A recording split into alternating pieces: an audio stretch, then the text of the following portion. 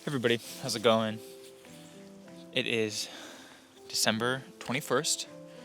I have 35 days until I leave for Osaka, Japan. Today I wanted to just talk a little bit about the application process. A couple days ago, I just turned in my visa application. That's kind of the last of the forms that I had to turn in.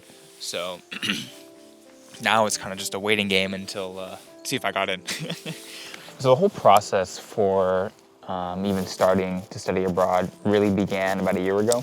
There's basically 3 different forms you have to fill out, and it really depends on which school you're going to when it comes to the application process. For me, UOP partners with 2 specific schools in Japan, one in Tokyo and another one in Osaka, but neither one really fit what I wanted. And the nice thing about that is, along with those 2 schools, they partner with 3 other third-party study abroad programs. And with those programs, you can go to a lot of other places, and there's a lot more options for schools. I went with one of the third parties called ISEP, which has a bunch of different sites that you can choose.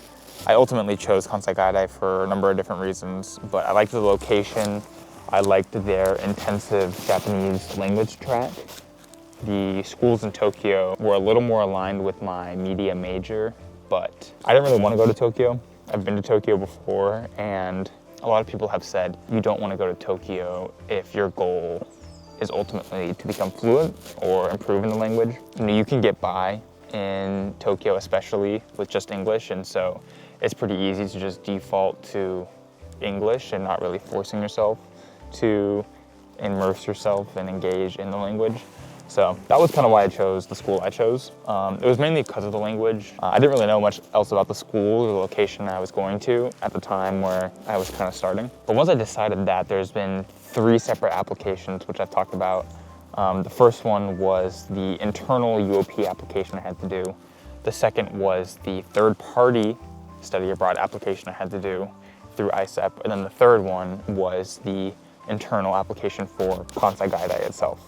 So it's pretty tedious.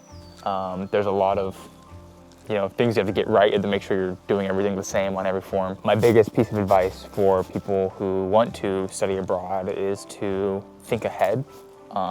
This is not an experience that you can kind of just decide you want to do all of a sudden and then be on your way to do it. I'm documenting my last 50 days, but in reality, this has been a year coming. It's something you have to decide ahead of time. If you want to go in the spring, then you should start in the spring prior, or you should at least be talking to your advisors then, because it takes a lot to just kind of, each student kind of has their own decision process and, things they need to decide. So giving yourself that time to think about it and develop while you're, still in school is really important. And making sure that you have enough time to get everything you need. The visa application is actually the very last step in the process. So there's a lot of other forms and a lot of other just things you have to do before you get to that point. And so it's kind of the last thing you need to do, because once you get your visa, you have to enter the country within 2 to 3 months, I think, of getting your visa. You don't want to apply for your visa and then switch schools or change your plans. Like, you want to have everything set in stone. So I already had my plane ticket, I already had everything planned out, and then I went and applied for my visa. One of the interesting things about the study abroad is kind of the cost considerations and the cost breakdown. For me, this is actually significantly cheaper than 2 semesters at UOP would be. So the way it works is I'm actually still paying UOP tuition, but because I'm not living on UOP campus, I'm actually paying the Kansai Gaidai campus room and board cost, which is significantly cheaper than UOP. I'm paying $20,000 for the whole year, so about $10,000 a semester, whereas I was paying about $15,000 a semester previously. And this really varies from country to country, although I've heard just kind of in general that university housing and resources and stuff like that tend to be cheaper abroad than in America. That's just kind of the way things work. In regards to the visa, I recently just went to the San Francisco consulate and applied for my visa officially.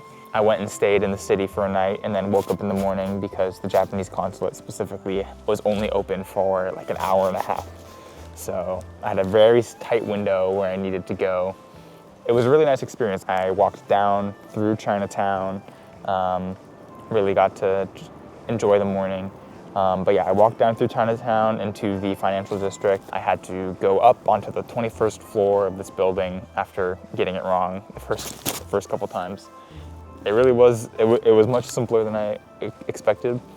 You just walk up and you just put the slip in and you're done. It's really anticlimactic for such an important aspect of the process. But yeah, I mean, with 35 days to go, I'm getting more excited by the day, but my anxiety is definitely still there. It's just a whole lot of unknown, you know? I've had a lot of time to think about this now that I've been home and not in school. And I think my anxiousness is just coming from not knowing what's gonna happen. The things I do know for sure are kind of what the culture is gonna be like. Because I've been to Japan in the past, I have a good idea of just what the kind of customs and the norms are. I think culture shock isn't gonna be something I'm really dealing with. But I know that the people I'm gonna meet and those connections that I make are really gonna be what dictates my experience overall. And so I think worrying about that connection or worrying about making those connections is really what's giving me anxiety right now. There's just a lot of unknown and it's scary, but it's also exciting. You know, documenting this every 5 days is interesting because I feel like I don't have that much of a change over 5 days, like emotionally, but it definitely is like it's getting closer and I'm starting to kind of grasp with the reality that, you know, my time here at home is coming to an end. And so I think I've become a lot more appreciative of my surroundings. I'm in the backyard of my home right now, sitting out here in the rain for some reason. But it's definitely made me just kind of acknowledge and appreciate, for one, the beauty of my home. I love Marin County and just the nature of here. I love this season. This is one of my favorite seasons. Seeing friends and family means a lot more right now because I'm gonna be gone for a year. And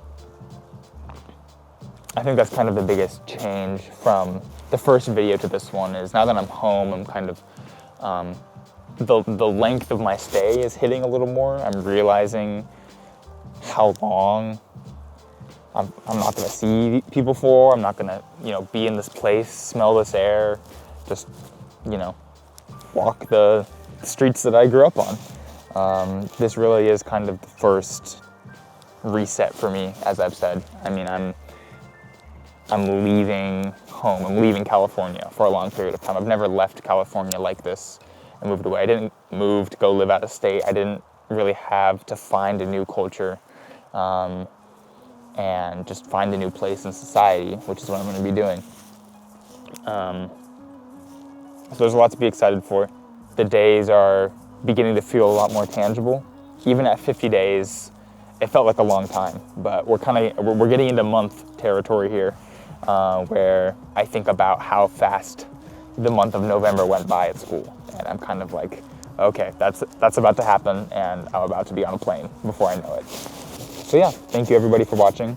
Don't forget to subscribe, turn on notifications. If you guys have any questions, please feel free to leave them in the comments. I am more than happy to respond and, you know, give you an in-depth answer. I'm pretty open about all this stuff, so if there's any questions about logistics or feelings or, you know, any of that kind of stuff, feel free to answer. But thank you guys for watching, and I'll see you in 5 days.